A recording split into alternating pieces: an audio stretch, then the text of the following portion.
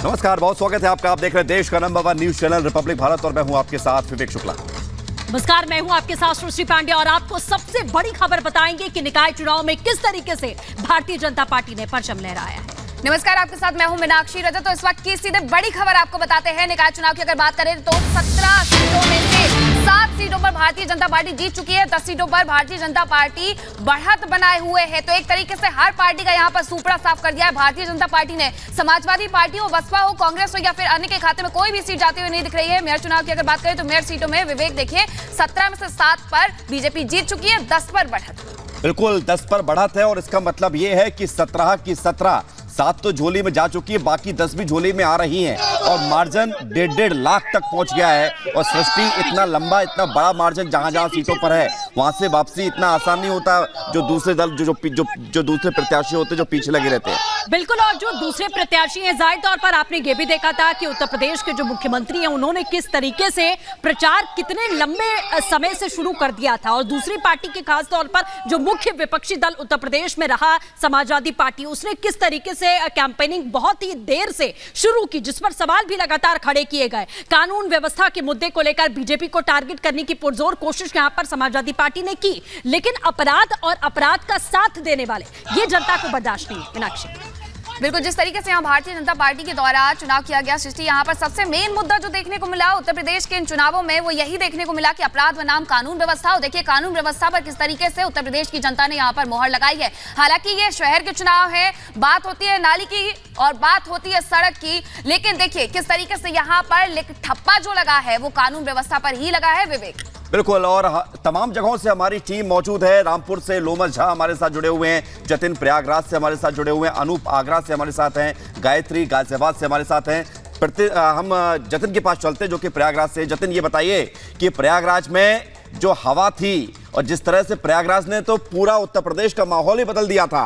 हमने देखा पिछले 20-25 दिन में जब इधर चुनाव प्रचार चल रहा था, उधर चर्चा लेकिन प्रयागराज की हो रही थी पूरे प्रदेश में।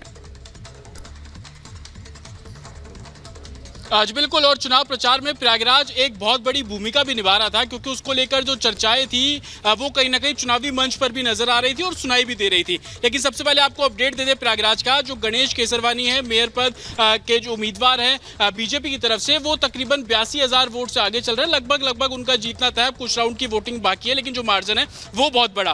दूसरी तरफ जो 100 वार्ड है उसको लेकर जो अभी तक 82 के नतीजे घोषित हो चुके हैं, उन 82 के अंदर आप देखेंगे कि बीजेपी लीड ले रही है। 43 वार्ड पर बीजेपी लीड ले रही है। दूसरे नंबर पर आप देखेंगे समाजवादी पार्टी जो 16 तक अभी तक सिमटी हुई है। और तीसरे पर आप देखेंगे निर्दलीय जो समाजवादी पार्टी से महज 1 सीट कम यानी कि 15 पे वो है। लेकिन सरप्राइजिंगली AIIMIM की जो 2 सीटें हैं, वो 2 वार्ड है, वो वहां पर AIIMIM के लोग जो है वो जीते हैं। तो कहीं ना कहीं जो समीकरण बहुत तेजी से प्रयागराज का बदला है। और सबसे बड़ा फैक्टर इसमें वोटिंग परसेंटेज का भी रहा है, क्योंकि जितने भी आप वरिष्ठ लोगों से बात करेंगे उनका ये कहना है कि वोटिंग परसेंटेज जहां जहां कम होता है वहां पर बीजेपी गेन करती है, और ऐसा ही देखने को मिला। और पिछले निकाय चुनाव की जब आप बात करते हैं तो प्रयागराज में उस समय 80 वार्ड हुआ करते थे। उस 80 वार्ड में दूसरे नंबर की पार्टी थी बीजेपी, और इस बार पहले नंबर की पार्टी उभरकर सामने आई है। और अभी 18 वार्ड के जो नतीजे आने बाकी है, तो 18 वार्ड में कितना गेन करेगी, तो वो बीजेपी का ग्राफ प्रयागराज बता रहे हैं। और भी बड़ा कर सीट कहा जहां गणेश केसरवानी के समर्थन में मुख्यमंत्री योगी आदित्यनाथ भी पहुंचे थे जनसभा को संबोधित करने के लिए। और उस दौरान हमने देखा था कि किस तरीके से मुख्यमंत्री ने साफ तौर पर कहा था कि आप क्या चाहते हैं, और देखिए प्रयागराज की जनता ने चुन लिया वो क्या चाहते हैं। बात करते हैं गायत्री की। गायत्री, आप गाजियाबाद में मौजूद हैं। हमने देखा किस तरीके से वहां पर बीजेपी की जो मेयर है वो चुनाव जीत चुकी है, लेकिन अभी स्थिति क्या बनी हुई है और किसके हिस्से में भारतीय जनता पार्टी की जो सीटें हैं वो जाती हुई दिख रही है, बाकी प्रत्याशियों का हाल क्या है वहां? बिल्कुल, देखिए कई प्रत्याशी जीतकर यहाँ से जा चुके हैं, लेकिन मैं आपको तस्वीरें दिखाऊं, यहाँ पर किसी को भी जश्न मनाने का अलाउ नहीं है, परमिशन नहीं दी गई है। और इसीलिए जो प्रत्याशी हैं वो यहाँ से सीधा अपने अपने क्षेत्रों की तरफ रुख कर रहे हैं। लेकिन लगातार जो जीत का आंकड़ा है सुनीता दयाल का, वो बढ़ता जा रहा है। और अभी 21वें राउंड की काउंटिंग के अनुसार भी तकरीबन 13,500 वोटों से वो आगे चले, यानी मार्जिन अब 1.5 लाख से भी ऊपर का पहुँचने वाला है।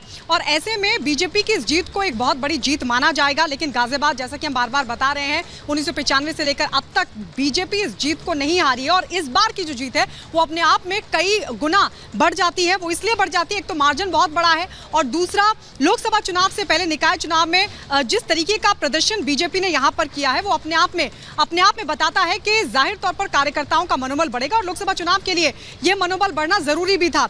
और आपको ये भी बता दें कि बीजेपी की तरफ से जहां प्रचार किया गया था, बावजूद इसके जो तमाम विरोधी थे, चाहे बात हम आम आदमी पार्टी की कर रहे थे कि आम आदमी पार्टी ने भी अपना उम्मीदवार यहां पर उतारा था, बीएसपी की तरफ से भी उम्मीदवार उतारा गया, तो वहीं समाजवादी पार्टी और कांग्रेस की तरफ से भी उम्मीदवार उतारकर और यहां पर जबरदस्त तरीके से प्रचार किया गया था।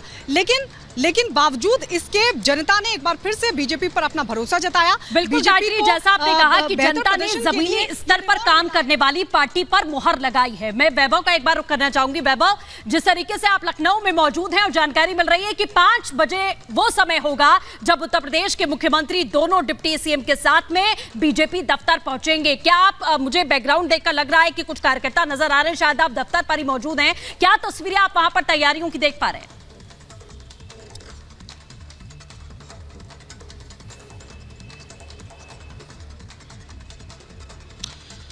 सृष्टि, बिल्कुल आपकी आवाज हम तक बिल्कुल साफ नहीं पहुंची है, लेकिन कहीं ना कहीं से जो स्थितियां इस वक्त निकाय चुनाव में नतीजों को लेकर हैं, उन स्थितियों के चलते ये समझा जा सकता है कि अब बीजेपी खेमे में आज जश्न का दिन है। प्रदेश कार्यालय में हम इस वक्त मौजूद हैं और प्रदेश कार्यालय में अब से कुछ देर बाद प्रदेश के मुख्यमंत्री योगी आदित्यनाथ दोनों डिप्टी सीएम पहुंचेंगे और मीडिया से बातचीत करेंगे। क्या कुछ कहेंगे ये सुनना बहुत ज्यादा दिलचस्प होगा, क्योंकि निकाय चुनाव के प्रचार में जब प्रदेश के मुख्यमंत्री योगी आदित्यनाथ पूरे प्रदेश भर में चुनाव प्रचार कर रहे थे तो तमाम अहम मुद्दों को उन्होंने उठाया और सबसे अहम मुद्दा उन्होंने इस बात का जिक्र किया कि उत्तर प्रदेश में अब ना कर्फ्यू है ना दंगा है, प्रदेश में सब चंगा है। और अब निकाय चुनाव के नतीजे इस ओर बिल्कुल साफ मुहर कर रहे हैं कि जनता ने विश्वास जताया है। तमाम लोग यहां पर आपको नजर आ रहे होंगे, तमाम लोगों की मौजूदगी के बीच अब से बस कुछ देर बाद करिए वैभव, अगर लोग क्या कुछ कह रहे हैं जरा उनसे यहां पर दस्तक देंगे, क्या कुछ कहेंगे सुनना है होगा। आपसे हम बात करना चाहेंगे। शानदार जीत बीजेपी के पूरे प्रदेश के अंदर निकाय चुनाव में, श्रेय किसे देते हैं? ये माननीय योगी जी की श्रेय है, माननीय मोदी जी की श्रेय है, क्योंकि हिंदुत्व के लिए कार्य किया, धारा 370 हटाया, सबको गरीबों को राशन दिया जा रहा है, गुंडा एक्ट खत्म किया जा रहा है, गुंडाओं को जेल भेजा जा रहा है, मंदिर बनाया जा रहा है। तो इतने अच्छे विचारधारा के मुख्यमंत्री और प्रधानमंत्री जो देश में हैं, इसीलिए सरकार प्रॉपर हर जगह आती रहेगी और सब लोग जीतते रहेंगे। माफियागिरी पर जो हंटर चला प्रदेश में, वो निकाय चुनाव में लगता है आपको काम आया? बहुत काम आया।